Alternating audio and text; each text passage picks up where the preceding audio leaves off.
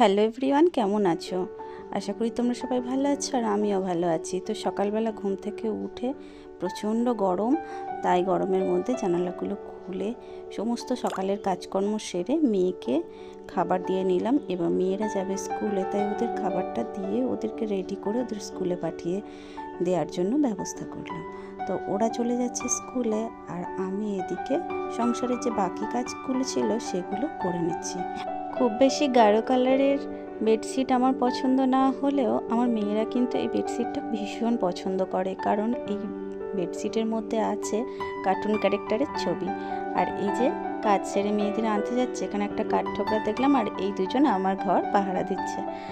School থেকে এসে মেয়েদের খাইয়ে দিলাম আর খাওয়া দাওয়া করিয়ে এদিকে রান্না করে নিলাম। আজ রান্না করেছি এঁচোড়। কার কার এঁচোড় ভালো লাগে প্লিজ কমেন্ট করে জানিও। আজকের ভিডিওটি এই পর্যন্ত। ভালো লাগলে চ্যানেলটিকে সাবস্ক্রাইব করে পাশে থেকো। সুস্থ থেকো, ভালো।